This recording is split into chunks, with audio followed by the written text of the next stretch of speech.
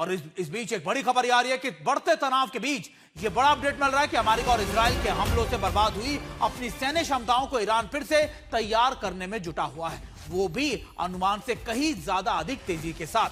CNN की एक report के मुताबिक ईरान ने ड्रोन का उत्पादन भी फिर से शुरू कर दिया है। ईरान के ड्रोन मौजूदा जंग में उसका सबसे बड़ा और सबसे अहम हथियार है और ईरान की 50% ड्रोन क्षमता अब भी बरकरार है। सूत्रों के मुताबिक ईरान जंग में क्षतिग्रस्त हुई मिसाइल ठिकानों, लॉन्च आप कह सकते हैं कि डेवलपमेंट और आवश्यक हथियार सिस्टम के उत्पादन लाइनों की मरम्मत और रिप्लेस करने की अपनी खोई हुई सैन्य शक्ति को फिर से रिवाइव करने, फिर से तैयार करने में जुटा हुआ है। इसका मतलब है कि अगर युद्ध फिर से होता है तो ईरान क्षेत्रीय सहयोगियों के लिए फिर से बड़ा खतरा साबित हो सकता है।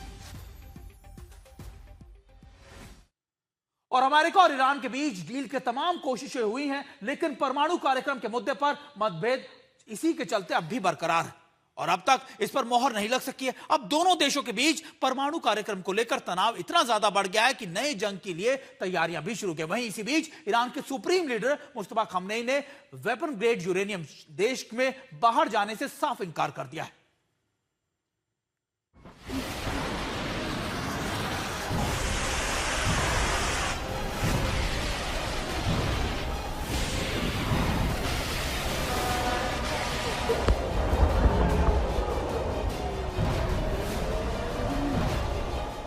क्या पश्चिम एशिया में एक बार फिर बारूदी बवंडर उठने वाला है? क्या एक बार फिर ईरान पर अमेरिका का बड़ा हमला होने वाला है? क्या ट्रंप जल्द ही ईरान में तबाही वाले प्लान पर अमल करेंगे?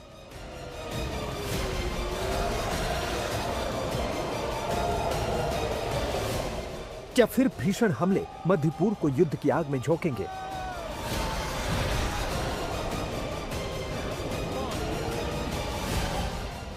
अमेरिकी राष्ट्रपति ट्रंप की ताजा चेतावनी के बीच अब यह महज सवाल नहीं है, बल्कि उस तनाव का विध्वंसक अंजाम दिख रहा है जो सीजफायर के बाद भी अमेरिका और ईरान के बीच बढ़ता जा रहा है, क्योंकि अब तक तमाम कोशिशें नाकाम रही हैं। अमेरिका ईरान में डील अब तक नहीं हो सकी है। सबसे ज्यादा स्थिति ईरान के परमाणु कार्यक्रम को लेकर बिगड़ती जा रही है, क्योंकि इसी जंग के माहौल के बीच ईरान परमाणु कार्यक्रम को लेकर अपने रुख पर अड़ा है। एक रिपोर्ट के मुताबिक ईरान के सर्वोच्च नेता आयतुल्ला मुज्तबा खमेनी ने साफ आदेश दिया है कि यूरेनियम को किसी भी सूरत में देश से बाहर नहीं भेजा जाएगा। यानी ईरान अपनी उस बात पर कायम है कि वो अंतर्राष्ट्रीय दबाव या प्रतिबंधों के आगे झुककर अपने परमाणु संवर्धन अधिकारों से समझौता नहीं करेगा। ईरान का यही रुख अमेरिकी राष्ट्रपति ट्रंप के गुस्से को बढ़ा रहा है। ऐसे में दोनों देशों के बीच फिर से महायुद्ध का खतरा बढ़ता जा रहा है। I'm saying 2 or 3 days, maybe Friday, Saturday, Sunday, something, maybe early next week, a limited period of time. Because we can't let them have a nuclear weapon. इस बीच कुछ खबरें ऐसी भी हैं कि अमेरिका ईरान के बीच चल रही बातचीत अंतिम चरण में है। डील की उम्मीद जताई जा रही है, क्योंकि अगर बातचीत टूट जाती है तो ट्रंप फिर सख्त रुख अपनाते हुए सैन्य हमले की ओर जा सकते हैं। एक दिन पहले ही अमेरिकी राष्ट्रपति डोनाल्ड ट्रंप ने ईरान को 48 घंटे का अल्टीमेटम दिया है। राष्ट्रपति ट्रंप ने साफ साफ कह दिया कि अगर ईरान ने डील के लिए भेजे गए प्रस्ताव पर सही जवाब नहीं दिया तो अमेरिका हमला करने के लिए तैयार है। Right on the borderline, believe me. If we don't get the right answers, it goes very quickly. We're all ready to go. We have to get the right answers. It would have to be a complete 100% good answers. And if we do, we save a lot of time, energy, and lives, most importantly. But I don't know. Do I get what? I never get tired. But what I like to do, if I can save war by waiting a couple of days, or I can save people being killed by waiting a couple of days, I think it's a great thing to do. दरअसल America एक ऐसी deal का इंतजार कर रहा है जिसमें Iran परमाणु कार्यक्रम को पूरी तरह छोड़ दे। ट्रंप ने ईरान को पराजित देश बताते हुए कहा कि अगर ईरान ने जल्द फैसला नहीं किया तो बड़े पैमाने पर हमले शुरू हो जाएंगे। दूसरी तरफ ईरान ट्रंप की इन धमकियों से बेपरवाह है। सरकारी एजेंसी नूर न्यूज ने विदेश मंत्रालय के प्रवक्ता इस्माइल बगाई के हवाले से कहा, हमें अमेरिका के व्यूज मिल गए हैं और हम उनकी समीक्षा कर रहे हैं। लेकिन ईरान का ये रवैया ट्रंप के गुस्से को भड़का रहा है। ट्रंप के सब्र का बांध टूट रहा है। खतरनाक युद्ध का खतरा बढ़ता जा रहा है।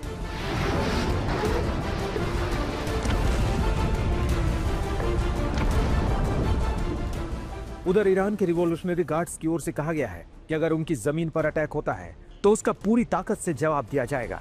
IRGC ने कहा कि इस बार अमेरिकी हमले से एक ऐसा युद्ध शुरू होगा जिसे सीमित करना मुश्किल होगा। ये लड़ाई क्षेत्र की सीमाओं को पार करके और आगे तक फैल जाएगी। अमेरिका ईरान के बीच तल्खी दिनों दिन बढ़ती जा रही है। ये स्थिति फिर से महायुद्ध की ओर बढ़ती दिख रही है। आज तक ब्यूरो।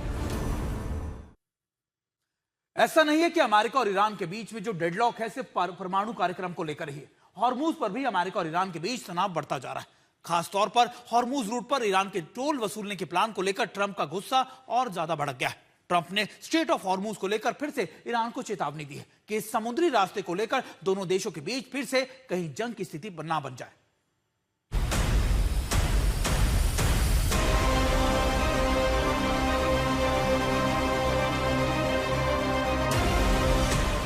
वो समुद्री रास्ता जो अमेरिका इजराइल से युद्ध छिड़ने के बाद ईरान का सबसे मजबूत हथियार बना है, जिस रास्ते के दम पर ईरान ने दुनिया भर में ऊर्जा सप्लाई का रास्ता रोक दिया, वही हॉर्मुज रूट एक बार फिर अमेरिका ईरान के बीच जंग छिड़ने की वजह बन सकता है, क्योंकि ईरान ने हॉर्मुज को लेकर अब ऐसा कदम उठाने का फैसला किया है जिस पर ट्रंप तिलमिला उठे हैं। ईरान ने स्ट्रेट ऑफ हॉर्मुज से गुजरने वाले जहाजों को नियंत्रित करने के लिए एक नई व्यवस्था तैयार की है। ईरान की संसद की राष्ट्रीय सुरक्षा समिति के प्रमुख इब्राहिम अजीजी ने बताया कि एक मैकेनिज्म बनाया गया है जिससे हॉर्मुज के ट्रैफिक से टोल वसूली को व्यवस्थित किया जा सके। इस प्लान को ईरान की ओर से जल्दी ही दुनिया के सामने रखा जाएगा। अमेरिका और ईरान के बीच हॉर्मुज स्ट्रेट लगातार विवाद के केंद्र में है। ऐसे में ईरान के टोल वसूली के प्लान पर ट्रंप भड़के हुए हैं। ट्रंप ने ईरान को चेतावनी दी है कि हॉर्मुज पर टोल उन्हें कतई पसंद नहीं है और ईरान इस वसूली को फौरन बंद करे।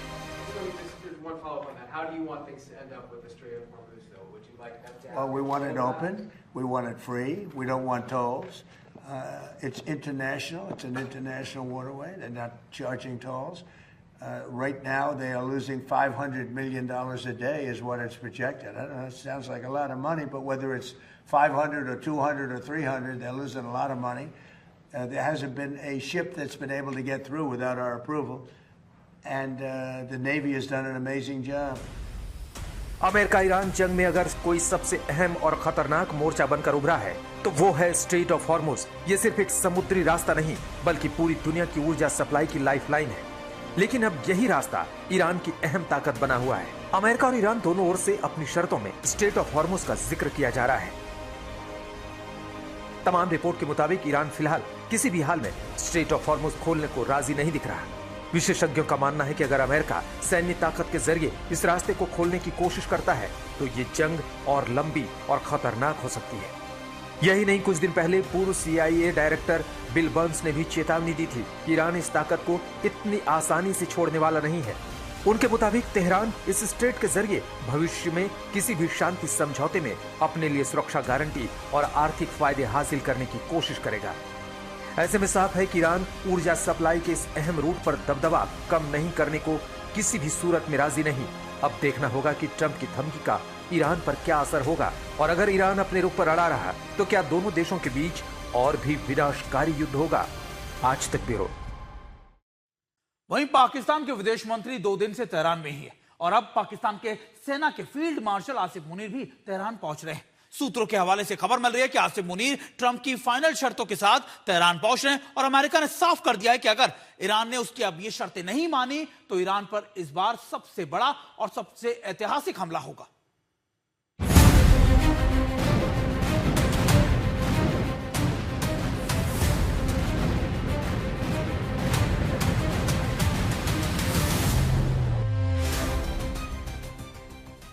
ईरान पर हमले की डेडलाइन करीब आ रही है। ईरान अमेरिका महायुद्ध को लेकर जितनी तेजी से घड़ी की सुई घूम रही है उतनी ही पाकिस्तान की धड़कनें भी बढ़ रही हैं। गृह मंत्री मोहसिन नकवी पिछले 2 दिनों से ईरान को मनाने में जुटे हैं और अब पाक आर्मी प्रमुख आसिम मुनीर बातचीत की कमान संभालने जा रहे हैं। समस्या ये है कि अमेरिका और ईरान दोनों ही अपनी शर्तों पर अड़े हुए हैं। ईरान ने अपने प्रस्ताव में युद्ध पूरी तरह खत्म करने की मांग की है और फ्रीज किए गए पैसे वापस मांगे हैं। स्ट्रेट ऑफ हॉर्मुज से नाकेबंदी हटाने की शर्त भी रखी है, लेकिन बातचीत ईरान के परमाणु कार्यक्रम पर अटकी हुई है। I mean, I'm saying 2 or 3 days, maybe Friday, Saturday, Sunday, something, maybe early next week, a limited period of time. Because we can't let them have a nuclear weapon. Reuters की report के मुताबिक मुस्तबा Khamenei ने साफ संदेश दिया है कि संवर्धित यूरेनियम ईरान से बाहर नहीं भेजा जाएगा, उसकी परमाणु क्षमता पर कोई समझौता नहीं होगा। इजरायली मीडिया के मुताबिक पाकिस्तान इस बातचीत की आड़ में अपना फायदा देख रहा है। पाकिस्तान को उम्मीद है कि अगर वो ईरान को अच्छी डील दिलाने में मदद करेगा तो पाबंदियां हटने के बाद ईरान कर्ज निपटाने में उसकी मदद करेगा। Iran Pakistan gas pipeline project भी फिर से आगे बढ़ सकता है, जो पाकिस्तान की ऊर्जा जरूरतों को पूरा करेगा। यानी पाकिस्तान के लिए ये एक 3-वे डील है जिसमें शांति, पैसा और पाइपलाइन तीनों शामिल हैं। लेकिन ये सपना पाकिस्तान के लिए लोहे के चने चबाने से कम नहीं है। ब्यूरो रिपोर्ट आज तक।